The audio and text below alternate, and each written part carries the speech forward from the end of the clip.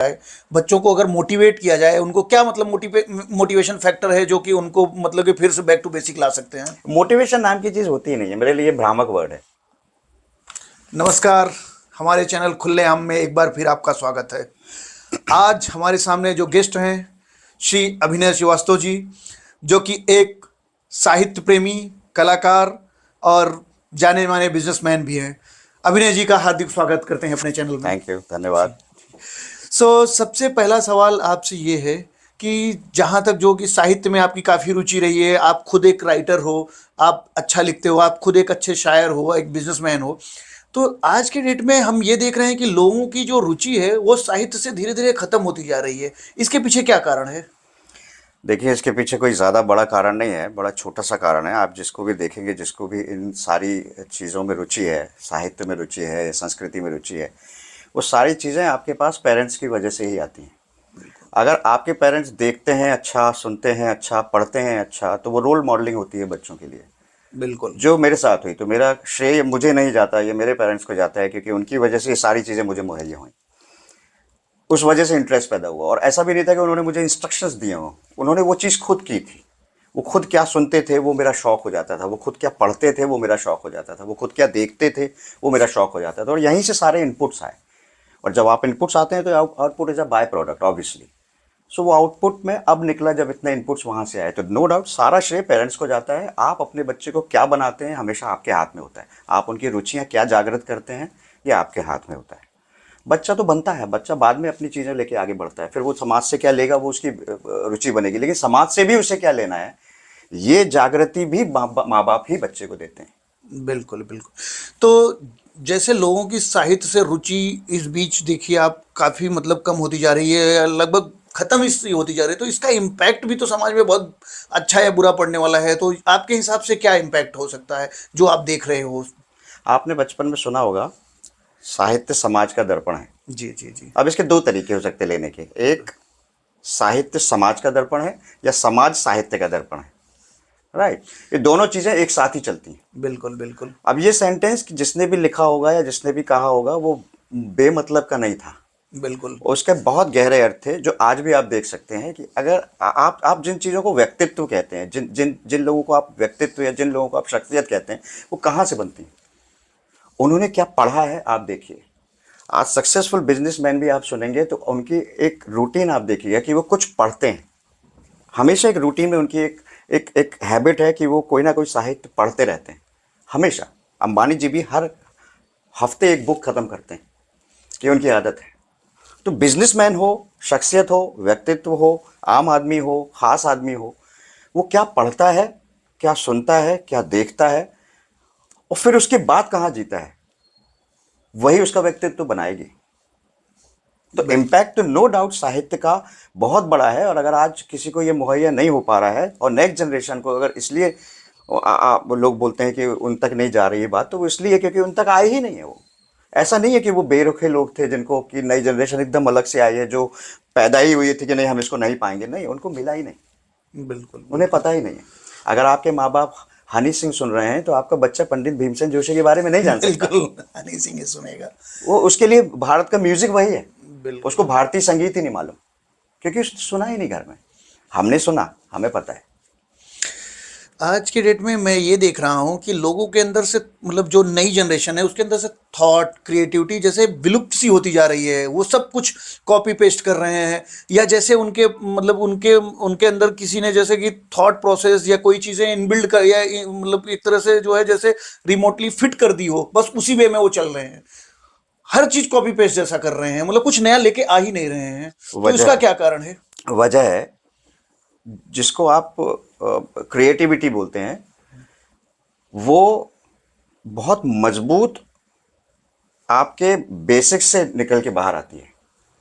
आप आज की अगर परवरिश देखेंगे बच्चों की, तो वो इतनी कमज़ोर है और इतनी इमोशनल हो गई है वो कि उन्हें मजबूत बना ही नहीं रहे आप। मैंने मैंने बहुत पहले कहीं कहीं कुछ चीज़ें पढ़ी हैं, जहाँ पे आप चाइल्ड साइकोलॉजी की बात करें या व्यक्तित्व बनता कैसे, ये बहुत मजबूती से, बहुत बहुत आप उसको कहिए कि बहुत कठोर तरीके से परवरिश लेके आगे बढ़े हैं, जब उनको उनको कठोर बनाया गया है ना। कि जब चाहे आप उस ज़माने के हमारे टीचर्स देख लें, तो माँ बाप इंटरफेयर नहीं करते थे, और बच्चे घर में भी जिस कठोरता से बड़े होते थे, तो वो खुद भी डिसीजन मेकिंग एबिलिटी के साथ बड़े होते थे।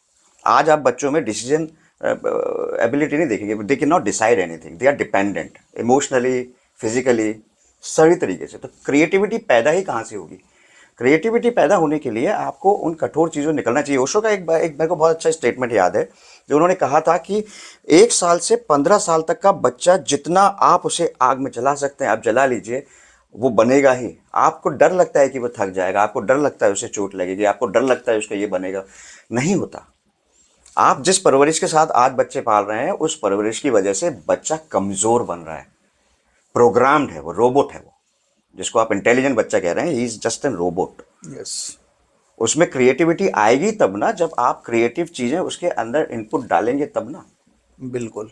वो जब जा ही नहीं रही है, आपके घर में ही मौजूद नहीं है। कितने घरों में आप जाके देख लीजिए कि उनके यहाँ रामायण रखी है, बता दीजिए आप। बिल्कुल। बहुत ही कम घरों में गीता दिखती आप है। बोलते हैं कहाँ रखी है, बताइए। क्या आपने बच्चों को दिखाया है कि माँ पढ़ रही है, या मेरी माँ रामायण पढ़ा करती थी, तो मुझे रामायण पढ़ना भी आता है और उसे गा के पढ़ना भी आता बिल्कुल। है ना? क्योंकि वो समझ में आता है कि आपने उस चीज़ को लिया कितना है। वो आया है तो मुझे उसकी वैल्यू पता, वैल्यूज ही नहीं पता है जब, तो बिना वैल्यू की क्रिएटिविटी कहाँ होती है बताइए? इसलिए प्रोग्राम्ड है, इसलिए कंप्यूटराइज्ड है सब, और धीरे धीरे वही हो जाएगा। बिल्कुल। सो बिल्कुल। टेक्नोलॉजी के लिए एआई बेस्ड नहीं हो रही है, ह्यूमन मेंटेलिटी भी एआई बेस्ड हुई एआई बेस्ड हो रही है। है। अच्छा। Everything is artificial now. Artificial now, correct. अच्छा, जैसे कि एक और समस्या जो मुझे दिखाई दे रही है कि अभी मैं लोगों के पास लोग बुक रखना बंद ही कर दिए हैं। सारा कुछ, सब बच्चे भी देखो, पता लगा कि वो टैब पे पढ़ रहे हैं या लैपटॉप पे पढ़ रहे हैं या मोबाइल पे पढ़ रहे हैं। मतलब बहुत सारे बुक्स जो है, बहुत सारे जो माँ बाप पेरेंट्स पहले लाके बुक देते, तो वो सारी चीज़ें जो है डिजिटली अवेलेबल हैं। ठीक है, तो इसी तरह से हमारे सारे साहित्य भी अभी डिजिटली आ गए हैं। तो कल के दिन सारा कुछ डिजिटल हो जाएगा और ये जो फिजिकल चीज़ें या बुक्स वगैरह जो लोग पहले रखते थे, ये सारी मतलब धीरे धीरे डिस्ट्रॉय हो जाएंगी। अगर डिजिटल डेटा कहीं से मतलब ये करप्ट हो गया या किसी ने उसके साथ छेड़छाड़ की, तो फिर इसका ऑथेंटिकेशन हम कहाँ से लाएंगे? कैसे हमें पता चलेगा कि क्या जो है फैक्ट है, क्या सही है, क्या गलत है? मैं आपको एक बहुत बड़ा एग्जांपल देता हूँ, जी। नुकसान कितना बड़ा होता है इन चीज़ों का। पहला नुकसान तो ये होगा कि भावनात्मकता खत्म हो जाएगी डिजिटलाइजेशन की वजह से, क्योंकि जब आप साहित्य पढ़ते हो तो आपको उस साहित्य के उन वर्ड्स को उस भावना के साथ पढ़ना होता है जिन भावना के साथ उसे लिखा गया है। बिल्कुल। वो भावना पहले तो खत्म, वो बिल्कुल। इमोशन पहले खत्म हो जाता है जब आप उसको डिजिटल वे पे रीड करते हैं। और आजकल आदत हो गई है 3x 4x वे पे रीड कर लेने की, या उसमें से मेन आइडिया निकाल लिया। अब तो बुक्स को भी ऐसी ऐसी चीज़ें आ गई हैं कि आप पूरी एक बुक को 5 मिनट में उसका सार सुन लो कान में, बिल्कुल। जानने की ज़रूरत नहीं है आपको। बिल्कुल। और लोग ये पसंद करने लगे हैं, बहुत बिल्कुल। डेंजरस है। बिल्कुल। आप अपनी ही भावनात्मकता को खो दे रहे हैं, खुद के अंदर से खुद खत्म कर रहे हैं। आपने जो सवाल पूछा कि खत्म, अब बहुत हाइपोथेटिकल है वो पिक्चर, लेकिन आप ये सोचो कि जब नालंदा को जलाया गया, तो वो एक साहित्य था जो उस वक्त ही जलकर खत्म हो गया। बिल्कुल। महीनों तक जलती रही, करोड़ों बुक्स थी, कितना बड़ा और बहुमूल्य बहुमूल्य बहुमूल्य साहित्य था, जो आगे बहुत बड़े बड़े साइंटिस्ट के लिए भी काम आ सकता था, आज भी काम आ सकता था। क्या क्या ना जाने उसमें था जिसे जला दिया गया। उसका इम्पैक्ट क्या हुआ? उसका इम्पैक्ट ये हुआ सर कि जब आप साहित्य को ख़त्म कर देते हैं, तो उस साहित्य से जो प्रोग्रेस या जो प्रगति हो सकती होगी, चाहे वो आदमी की हो या समाज की, वो रुक जाती है। आपको आज लगता है कि आप प्रगतिशील हैं, आपने तरक्की की है, लेकिन आप वो मिस कर गए हैं जो हो सकता था। उस साहित्य के ख़त्म होने से ये इम्पैक्ट पड़ा, भले ही नालंदा कब जलाई गई थी, लेकिन उसका इम्पैक्ट आज तक है और आने वाले समय तक रहेगा, क्योंकि आप वो चीज़ खो चुके हैं जिसकी वजह से आप शायद कहीं और होते, जहाँ हमारे शायद ऋषि मुनि हुआ करते थे, बिल्कुल। वो आज नहीं है। तो आप अपने मुंह से प्रगति बोल सकते हैं, लेकिन जो नुकसान हुआ साहित्य को ख़त्म करने से, या जो होगा, जो आप एक फिगर बता रहे हैं, शुरू हो चुका है वो। आप साहित्यकारों के नाम शायद आपके स्कूल टाइम पे, हमारे स्कूल टाइम में तो फिर भी हम 3-4 साहित्यकारों के नाम जानते थे। हमारे घर में बुक्स होती थी कि हमको नाम पता थे कि मुंशी प्रेमचंद कौन है, और इवन इंग्लिश जो साहित्यकार थे वो भी हमें पता थे, पोएट्स हमको पता थे, कवि हमको पता थे कि महादेवी वर्मा कौन है, या मैथिली शरण गुप्त कौन है, या दिनकर कौन है, हमें पता था। आज के लोगों को इतने नाम मैंने लिए, इसमें से एक भी नाम पूछे कौन है? बिल्कुल नहीं बताओगे। देखिए ये ये जो गलती ये गलती अगर किसी की है, मैं हमेशा बोलता हूं कि पेरेंट्स को, अगर आपको इंटरेस्ट नहीं है, क्योंकि आप भी वैसे बने नहीं हो, अगर आपको इंटरेस्ट नहीं है तो आप नाटक कीजिए बच्चों के सामने कि आप ये पढ़ते हो, आप ये सुनते हो और आप ये देखते हो। आप समझाने से बच्चा कभी नहीं समझता, देखने से कॉपी करता है। वो माँ को कॉपी करेगा, बाप को कॉपी करेगा। आप नाटक करिए कि आप ये करते हो, आपको नहीं है ना इंटरेस्ट, क्योंकि आपका इंटरेस्ट पैदा ही नहीं हुआ। आपकी भी गलती नहीं, इसमें शायद आपके ऊपर से चला आ रहा है, लेकिन आप ये गलती मत दोहराइए। आप नाटक करिए, उनके सामने रखिए, घर में लाकर वो उसकी आंखों में आने दीजिए और उसको ये भी दिखने दीजिए कि मेरे पापा क्या पढ़ते हैं या मेरी माँ क्या पढ़ती है, क्या देखती है, क्या सुनती है। तो ये इंटरेस्ट आप दे पाएंगे उसको नेक्स्ट जनरेशन का, अदरवाइज आप खुद खत्म कर रहे हैं। फिर किसी को दोष देने का कोई मतलब नहीं रहता। बिल्कुल, क्योंकि क्या है कि डिजिटल डेटा लोग जो कलेक्ट कर रहे हैं, डिजिटल डेटा के बेस पे जो सोशल मीडिया पे जो इन्फॉर्मेशन शेयर कर रहे हैं, मैं देख रहा हूँ कि उसमें बहुत सारी टेम्परिंग हो रही है, बहुत सारी छेड़छाड़ हो रही है। होगी। तो आने वाले समय में अगर सब कुछ डिजिटल हो जाएगा तो मतलब आदमी को फिर इसका ऑथेंटिकेशन समझ में ही नहीं आएगा कि एक्चुअल में है क्या। प्रॉब्लम ये होगी सर कि अभी आप और मैं इस बारे में इसलिए बात कर रहे हैं क्योंकि हमें वो भी पता है और हमको ये भी पता है। बिल्कुल। आने वाले समय में उनको वो नहीं पता होगा, सिर्फ यही पता होगा, यही तो उनको पता लगेगा होगा। सिर्फ यही है। तो आप खोज चुके हैं ना चीजें फिर। और दूसरा, जब उसके साथ कोई अगर छेड़छाड़ कर दिया तो पता लगा कि फिर वो जो बताएगा वही पता, वही वो जो पता, प्रेजेंट करेगा वही वही पता होगा। वही उसे पता। तो ये भी बाकी एक, चीजें उसके लिए ऐसी होंगी कि अच्छा ये होगा पिछले जन्म की कोई बात। तो वही कह रहे हैं, तो ये तो एक खतरनाक सिचुएशन हो सकती है। बिल्कुल खतरनाक है, तो क्योंकि इसके आप लिए अपने मूल्यों को जब खोते हैं, आप अपने अपनी चीजें जब खोते हैं, आप अपनी संस्कृति, साहित्य, अपने मूल्य खोते हैं। और अपने मूल्य क्या है, आप पूरे विश्व में, पूरे यूनिवर्स में बेस्ट हैं। जो आपके पास आपके धरा में रखा है वो आपके पास अनमोल है, वो किसी के पास नहीं है। और आप ही उसकी कीमत नहीं करते हैं, आप ही उसको नए नई जनरेशन को नहीं दे जाते हैं। बिल्कुल। है ना, आदत थी ना पहले बुजुर्गों की कि अपना दे के जाने की। सास बहू को दे जाती थी, या फादर बेटे को दे जाता था कि ये बेटा हमारी परंपरा है, ये हमारी संस्कृति। अभी कौन बात करता है? लोग तो जानबूझ के उसमें खोज रहे हैं कि इसमें डांसर है क्या, तो इसको उठा के मैं डांस शो में भेजूं, या इसमें कुछ है क्या, ये जबरदस्ती उससे कराना। तो जो चीजें वो दे सकते हैं, मैं ये नहीं कह रहा कि वो ना करें, लेकिन आप ये एड ऑन भी तो करो। ये बहुत इंपॉर्टेंट है, जिसको आप खो के वो चीजों को इंपॉर्टेंस दे रहे हो, बिल्कुल सही कह रहे हैं आप। जिससे उसका कोई व्यक्तित्व निर्माण ही नहीं हो रहा। दूसरी चीज, और आज हम ये और भी देख रहे हैं कि आज की जो नई जनरेशन है, मतलब वो कहीं पे भी कुछ भी किसी भी काम में जो है, जस्ट अगर वो एंटर होते हैं ना, तो स्टेबिलिटी नहीं होती है, साल 2 साल 3 साल फिर वो चेंज कर देते हैं। हाँ, मतलब वो जो हमारे बाप दादा के ज़माने में ऐसा होता था कि एक कंपनी में नौकरी की है तो वही कंपनी से रिटायर हो रहे हैं, आज की डेट में ऐसा कुछ नहीं है। पता लगा दृढ़ता दस नहीं है। 10 साल का करियर है तो 5 कंपनी चेंज करके बैठे हुए हैं, स्टेबिलिटी नहीं है, वो क्या ढूंढ रहे हैं पता नहीं। और सब बच्चों से अगर अगर जो नई जनरेशन से अगर बात की जाए ना, तो सब फेम के पीछे भाग रहे हैं, फेम के पीछे। उनको इससे कोई लेना देना नहीं कि फेम निगेटिव वे से आ रहा है कि पॉजिटिव वे से आ रहा है, इसका समाज पे क्या इंपैक्ट पड़ेगा, इसका हम समाज पे क्या कंट्रीब्यूशन दे रहे हैं, लेकिन उनको फेम चाहिए। तो ये कहीं ना कहीं बहुत ज्यादा मतलब समाज के लिए घातक होता जा बिल्कुल रहा है। घातक है। दृढ़ता की कमी है, और दृढ़ता आती है बेसिक से। हमने बचपन में सुना है परिवार प्रथम पाठशाला है। दृढ़ता वहां से आती है, डिसीजन मेकिंग एबिलिटी आपके सुनने, पढ़ने, देखने, जीने से आती है। आप कैसे डिसीजन लेते हो लाइफ के लिए। आप जो बोल रहे हैं इतने कंफ्यूज घूम रहे हैं या स्टेबिलिटी नहीं है, उसका रीजन बड़ा सिंपल है कि उन्हें ये मालूम ही नहीं है कि वो खुद क्या है। बिल्कुल। उनकी खुद की एबिलिटी नहीं मालूम, सो दैट कि वो अपनी एबिलिटी और अपनी क्वालिटी के हिसाब से अपना चूज कर सके कि दिस इज माई फील्ड। कि जब मुझे पता लगा था कि I have a communication ability, communication power है मेरे पास, तो मैंने चूज किया वो इंडस्ट्री जहां पे मेरे कम्युनिकेशन का काम हो सके, और वहां मैं सफल हुआ। तो बहुत लेट पता लगा था मुझे भी, लेकिन हुआ था। लेकिन हेल्प किस चीज ने किया था? वो बेसिक्स ने ही हेल्प किया था, जिसका श्रेय मुझे नहीं जाता। बिल्कुल। उनको जाता है जिन्होंने वो बेसिक्स बना दिया था। तो अगर आप सोच रहे हो कि आपका बच्चा कंफ्यूज्ड घूम रहा है या स्टेबिलिटी नहीं है, तो इसका सिंपल सा रीजन ये है कि उसमें दृढ़ता की कमी है। आपने उसको वैसा दृढ़ बनाया ही नहीं है कि। और दूसरी चीज, डिसीजन मेकिंग एबिलिटी नहीं पैदा की है कि तुम अपने आप को समझो, अपनी क्वालिटी समझो, अपनी वीकनेस समझो। आप अपने लिए प्रोग्राम कर सको कि ये चीजें हैं, ये थ्रेट है और ये अपॉर्चुनिटी है, मेरे को इस जगह पे जाना चाहिए तो मैं सक्सेसफुल होऊंगा। वो जाएगा तो फिर वहीं रहेगा वो, क्योंकि उसे पता है वो उसकी फील्ड है। लेकिन उसमें डिसीजन मेकिंग एबिलिटी नहीं पैदा की गई है। और ये बताइए कि तो अगर इस तरीके की चीज़ें अगर बच्चों को मतलब समझाई जाए, बच्चों को अगर मोटिवेट किया जाए, उनको क्या मतलब मोटिवेशन फैक्टर है जो कि उनको मतलब कि फिर से बैक टू बेसिक ला सकते हैं? मोटिवेशन नाम की चीज होती ही नहीं है, मेरे लिए भ्रामक वर्ड है। मोटिवेशन से कुछ नहीं होता, इतिहास इंसल्ट से चेंज होता है, इतिहास अपमान से चेंज हुआ है। आप निकाल के देख लीजिए हिस्ट्री, किसी के भी शख्सियत जिसने समाज को बदला होगा, उसके बेसिक में अपमान था। आप साहित्य उठा लीजिए, आप धर्म उठा लीजिए, बेसिक में अपमान था। अपमान कोई बहुत बहुत नेगेटिव वर्ड नहीं है। अपमान को झेलना आना चाहिए बस। रिएक्टिव होने की बात मैं नहीं कर रहा हूं कि आप रिएक्टिव हो जाओ, महाभारत कर दें। बिल्कुल। अपमान को झेल के पॉजिटिव हो जाना। फिर वो विवेकानंद को देख लीजिए, आप चाणक्य को देख लीजिए, या इवन गांधी को देख लीजिए। तो ये अपमान को झेल के पी जाना, फिर थोड़ा उसके सा लिए इनकी कहानी पे थोड़ा सा प्रकाश डालेंगे, ऐसा क्या थोड़ा सा, ताकि हमारे दर्शक भी जान सके कि देखो, किस तरह के अपमान ने इनकी लाइफ में जो है चेंजेस आप लाए। कोई भी हिस्ट्री उठाओ, जी। हमारे धर्म ग्रंथ उठाओ, महाभारत किस बेस पे हुआ? अपमान। अपमान के बेस पे। दुर्योधन का हुआ, द्रौपदी का हुआ, बिल्कुल। अपमान हुआ। जी जी। रामायण, सीता का अपमान हुआ। अपमान हुआ।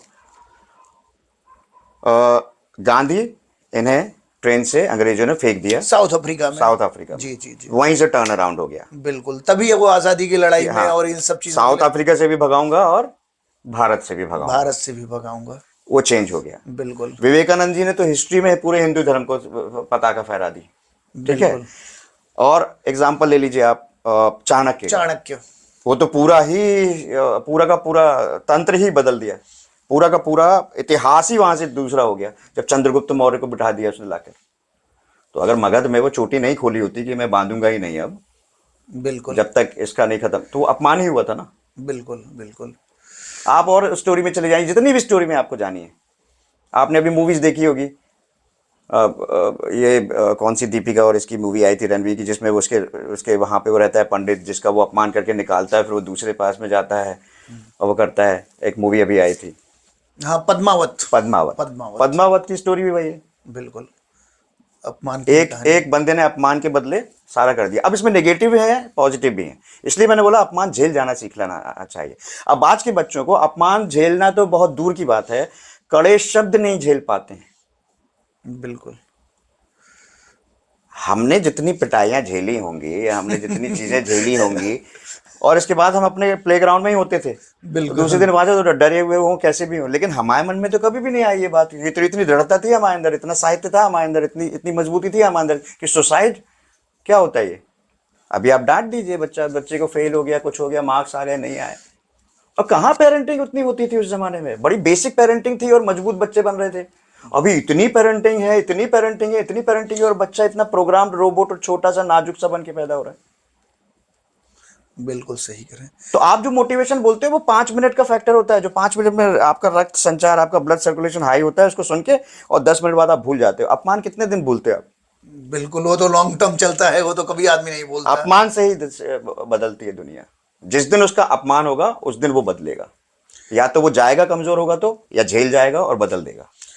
मतलब कुल मिला के इस समाज को बदलने में जो मुख्य भूमिका है वो पेरेंट्स की है, और जो हमेशा पेरेंट्स की है, तो हमेशा। पेरेंट्स के लिए एक शॉर्ट मैसेज, जो कि पेरेंट्स जो भी गलतियां कर रहे हैं अपने मतलब पेरेंटिंग में, तो वो उसमें बदलाव ला सकें, ऐसा क्या है? पहला, 1 साल से 15 साल तक का बच्चा, उसके ऊपर आप बहुत ज्यादा नर्चरिंग बंद करिए। बिल्कुल। वो समय है जब आप उसके बहुत मजबूत बना सकते हो, उसको इतनी मजबूती दीजिए और आप देखिए कि थकेगा नहीं वो। बच्चे में एनर्जी होती है, नहीं थकते। आपको डर लगता थक गया होगा, पैर दुख गए होंगे, नहीं दुखते। हाँ, चाइना वगैरह में तो बचपन से ही जो है किसी ना किसी उसमें हाँ, जिम्नास्टिक खेलों में जो कुछ है भी बच्चों को है ना, जो आप भी बनना है डालिए बचपन में डिसाइड कर और घर से बाहर निकालिए उनको। ये जो आप रख रहे हैं ना उनको अंदर, वो जिंदगी जीने के काबिल नहीं रहेंगे बाहर बाद में। बाहर बहुत सारे चैलेंजेस होते हैं। जाने दीजिए उनको, बाहर निकालिए। घर में रहेंगे वो मोबाइल में रहेंगे, टीवी में रहेंगे, और घर में है तो फिर साहित्य में रहना चाहिए। बिल्कुल। मैं को याद है, मैं जब छोटा था तो जब हमको न्यूज़ भी नहीं समझ में आती थी, तो उस जमाने में द वर्ल्ड दिस वीक आया करता था फ्राइडे को, प्रीतिश नंदी उसको प्रेजेंट करता। हमको देखना पड़ता था पापा की वजह से, वो हम छोटे छोटे थे बिल्कुल, लेकिन हम बिल्कुल। देखते थे, क्योंकि हमें वो भी न्यूज़ देखना पड़ता था। हमको ही सिखाया गया था कि you should be aware of everything in the world. बिल्कुल। अच्छा बुरा सब तुमको आना चाहिए। बुद्धिमान मत बनो, विवेकशील बनो। बुद्धिमान तो चतुर और ठग भी होता है, लेकिन विवेकशील आदमी को पता होता है सही गलत का डिसीजन। बिल्कुल। Wisdom, wisdom. ये चीज पैदा करनी पड़ेगी उनको बच्चों में, और वो पैदा करेंगे उनको उनको उनको आप आग में झोंकिए, सोना होगा तब के निखर के बाहर आएगा, कचरा होगा जल जाएगा, जल जाने दीजिए। बहुत बहुत धन्यवाद, आप हमारे स्टूडियो में आए और इतनी अच्छी बातें कही, और पेरेंट्स के लिए एक बहुत अच्छा सजेशन। अगर कोई भी पेरेंट्स इसको पॉजिटिव वे में लेता है तो उसके बच्चों के फ्यूचर के लिए बहुत ही फ्रूटफुल एंड यूजफुल है। बहुत बहुत आमीन। धन्यवाद। Thank you so much, thank you so much for inviting me. Thank you.